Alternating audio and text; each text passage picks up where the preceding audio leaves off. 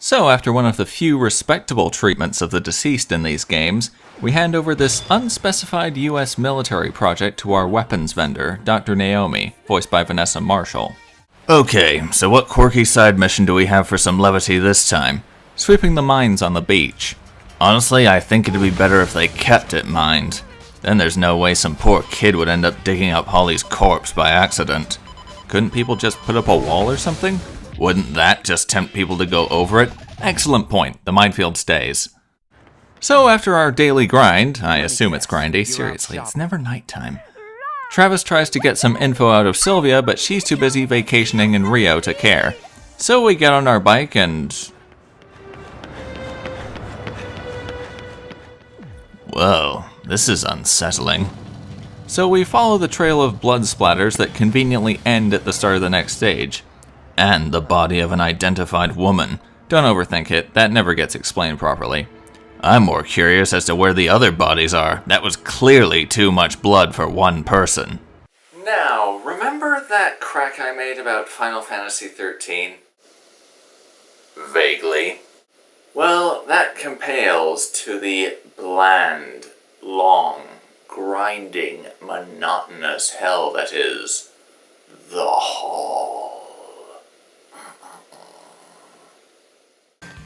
One concrete tunnel, 5 feet wide, 9 feet high. Nothing to keep you awake but the odd pair of mooks to satisfy your blade. And in the middle of it all, this mysterious trench-coated figure who stays just out of reach, the taunting carrot on the stick that leads you further. How about that? He's so mysterious he stays in the shadows even when directly under a light. Terribly mysterious. I don't believe that I can properly convey how much of a grind this is. Who the hell are the grunts in this game? They kinda look like TIE fighter pilots.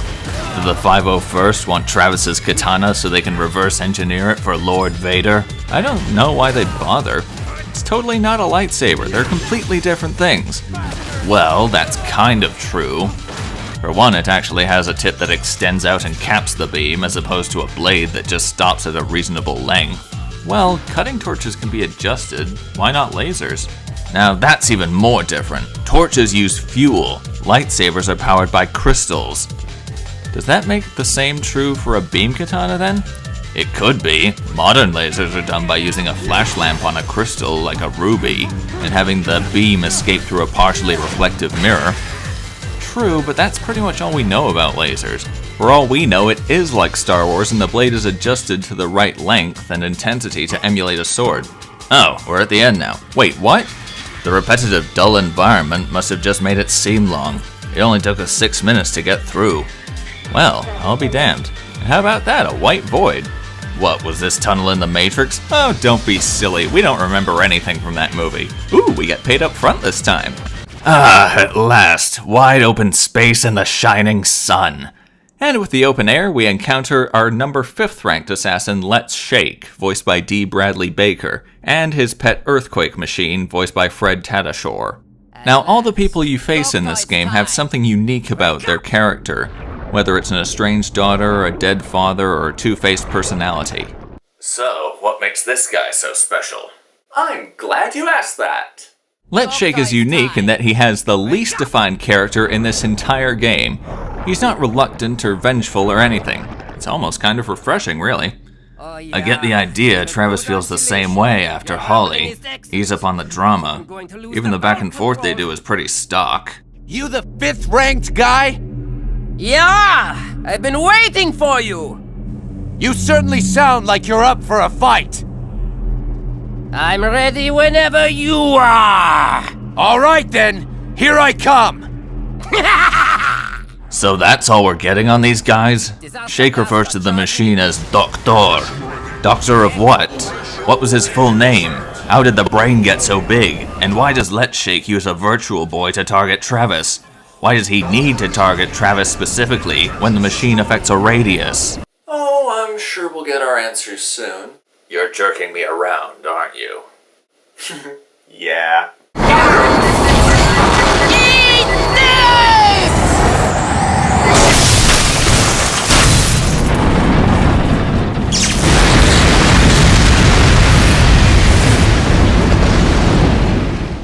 You troll. I'm more of a puckish rogue.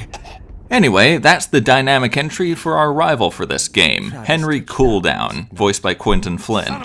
And yes, Henry Cooldown is in fact the coolest name this side of Frank Yeager. A katana. This is getting interesting. What do you go by? Henry. Henry? Your instincts serve you well. I don't know who you are or what you want, Sir Henry. Where are your manners? That was my kill, you naughty boy! Shall we get this over with? And don't hate me if I play a tad dirty. Alright, so this guy's a replacement for the 5th rank? Still nope.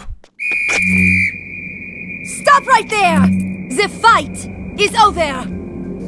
Travis, you are now ranked 5th. But we haven't even... If your opponent dies for whatever reason, according to the rules of conduct, it is your win. That's fucked up! That's the stupidest rule I've ever heard! This guy's mine, and you just want me to let him go, bitch? That's right, Sylvia takes no shit. Whatever. But this dude says he wants to fight, and ain't nobody gonna stop him. This ass clown right here is... Who? Hey! He's gone! Mr. Sir Henry motherfucker, he just jetted! What a pussy. Sorry. Well, that's our halfway point. Come in expecting a boss and end up deprived of 2. Well, best do what Sylvia says and save the rage for the next one. Gee, I wonder if Sylvia and Henry are connected in some way. Mr. Touchdown, your UAA registration is complete. As of today, you are officially the 5th ranked assassin in the United States. Nice work. You are on the fast track to the top. Keep it up, and good luck. Looks like Sylvia's secretary is the one who stole your kill. Yes, let's go with that. Well, at least that waste of time was enough for Naomi to reverse engineer that military project into our new beam katana, the Tsubaki Mark II. It's like 3 beam katanas put together to form an expanding mace of cutting joy. Now we can kill clusters of enemies much easier. Bitch ass! So next on our part-time chopping block is graffiti removal. Pretty much the exact same motions for escaping sand pits. Though this does oddly remind me of Mark Echo's Getting Up. We never were sure as to whether people liked it or not, were we? So after killing the 3rd Pizza Butt CEO, an even fan-servicier Sylvia tells Travis to meet up with her at a show, where the next assassin will be. I am sending you a ticket for a show. Look nice. Let's go together. Number 4 will be there. A show? Wait. This is a date, right? Game progression aside, neither Travis nor we the players have a reason to not go. So we put our finest giant robot t-shirt on and get the tickets on the way out. So we go to the subway station for what should have been the first time and hack our way through a seemingly abandoned station. Then we get on our train and fall asleep and... Wait, what the fuck? Yes, Travis is in fact such a geek he dreams of top-down shooters based on the in-universe anime series. Oddly enough, this works out pretty well for something that only shows up once in the entire game. It is only once, right? Mue. You're alluding to something. I don't know what. So we have a pretty fun, albeit incredibly easy, bullet hell game. Not exactly hell if you can just cut the incoming bullets out of existence and use their energy to power your own screen nuke. Though I'm not really sure if it does anything. Anywho, we blow up some plates, kill a boss, and we wake up and meet up with Sylvia. You are late, handsome. Hurry, the show's about to start. What's with all the excitement? It is not every day you get to watch a big fight from VIP seats. Of course I am excited, but I am most excited being with you. Whoa. You're serious? I wouldn't do that if I were you. Oh shit. Oh shit. I'm packing heat, baby. I get the idea that Sylvia's messing with Travis, but he's just too full of himself to care or notice. So here we find that our host is the number 4 assassin, Harv... You know what? I'm just gonna leave it to the game.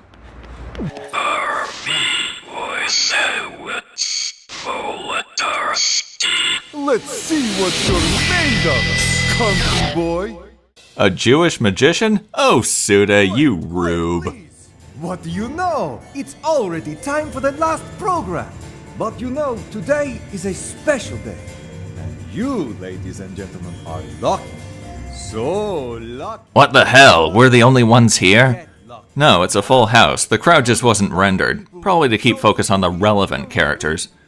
Whatever. Surreality is a big part of this game anyway.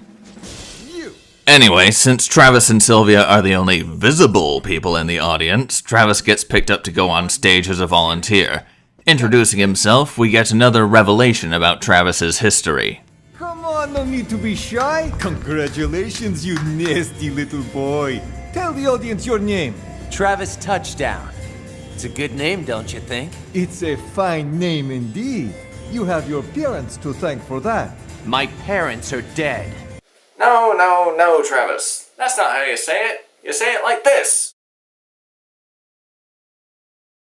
Batman never actually said that. Fuck! Oops! Touchy subject. A question that should not be touched upon. That's okay. Really, it is. Anyway, Travis's pent-up bloodlust seems to outweigh his self-preservation, and he announces to Harvey that he plans to kill him while he's tied up and about to be sawn in two. I was really looking forward to this. It's the last show, right? Last show? Did I hear you right? Oh, you heard me right. Harvey, you're gonna die tonight. Right here, by my hand. I hope you aren't being serious. That would be a pity. We still have the main event to unveil. Playtime is over. Ladies and gentlemen, it's showtime!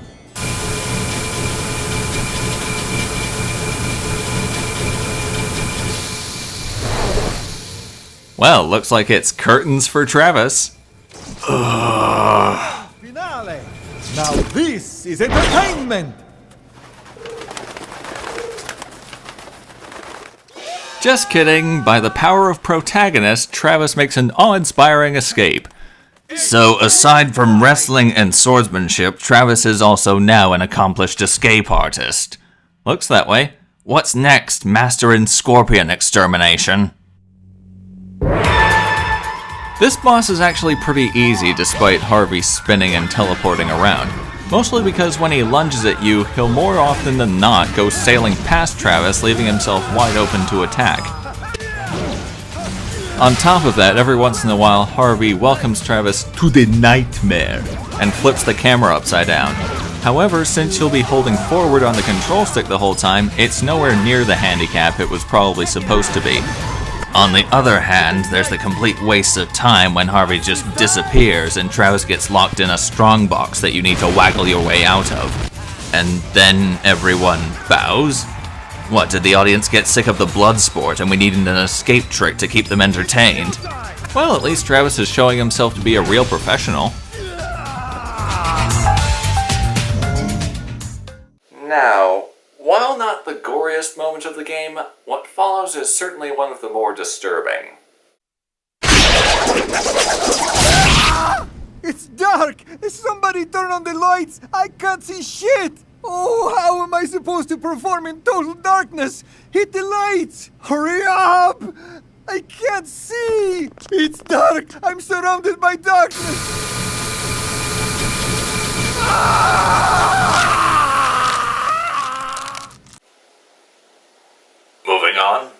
Moving on. Sylvia and Travis bid farewell to the audience, which I really like. Whether it's just professionalism or out of respect for Harvey, it's a good gesture for the both of them. And the show will go on. I hope to see you all again soon. And have a good night.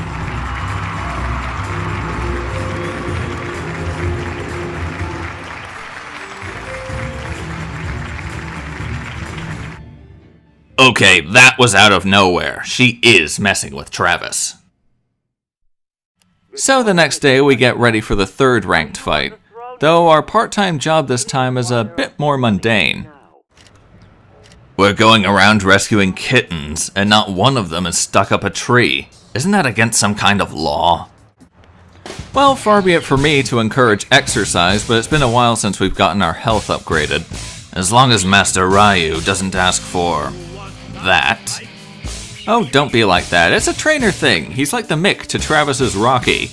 Quite the claim, considering we've never seen any of those movies. I'm serious, he's got Eye of the Tiger playing and everything.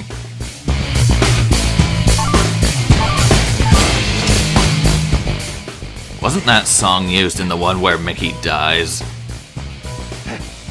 So we get a call from Sylvia, who tells us to take a bus to the next fight. Naturally, Travis has to fight off random goons, and not only at the bus depot, but on the bus itself.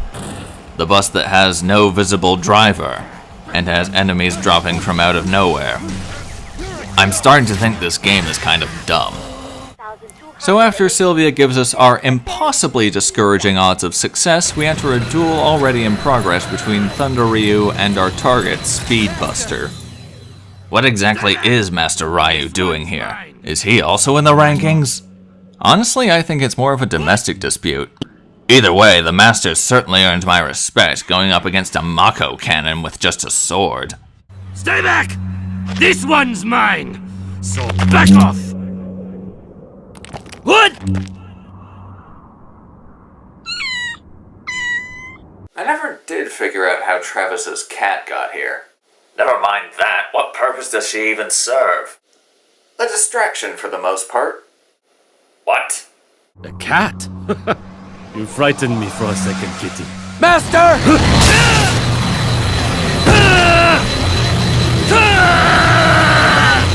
How could I have been so... I'm coming, Master! Do not interfere! This is a duel! Don't do anything stupid! But I have nothing left to teach you! Aim for the top! Remember, master your katana, and the power will be yours!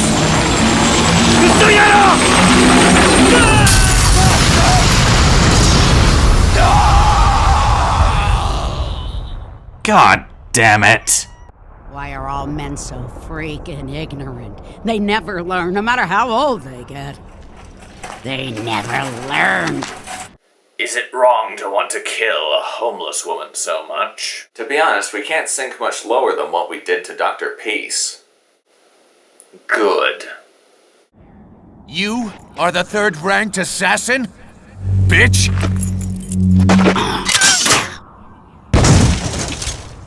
You were saying, Sonny? I asked if you were ranked third. What? What'd you say? Are you ranked third? Ah, this time I heard you. Yeah, I am. Okay, there. It's complete. That's right. Don't you see? Now here's an interesting boss. The goal is to get to the end where Speedbuster's shooting at you while she blasts away with her transforming shopping cart cannon. So to get away, you hide in the blasted out houses, which usually have a few mooks sitting around in them. So you slowly make your way up until you can play dominoes with these telephone poles.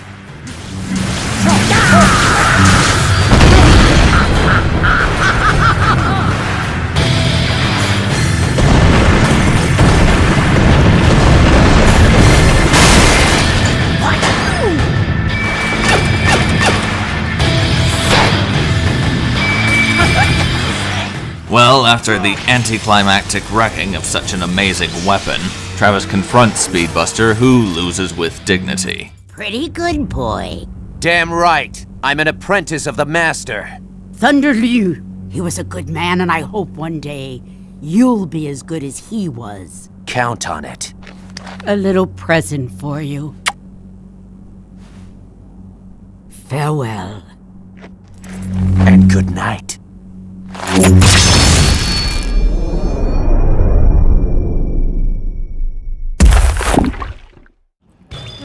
And on that grisly note, we take our fallen master's sword to Naomi to be forged into an even greater weapon. I suppose we should be grateful that we've only lost someone now when there's only 2 more fights to go. And while I didn't start off with the best opinion of the master, He shall continue to live on in our... That, right?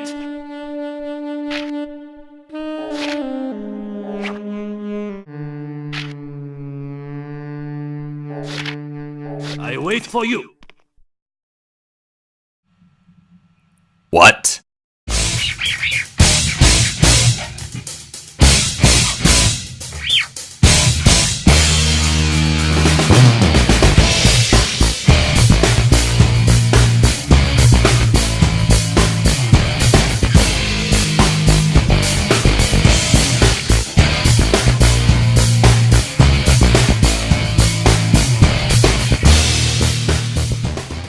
Come to think of it, does anyone besides Travis, Sylvia, and her two henchmen actually know that Holly's buried at the beach?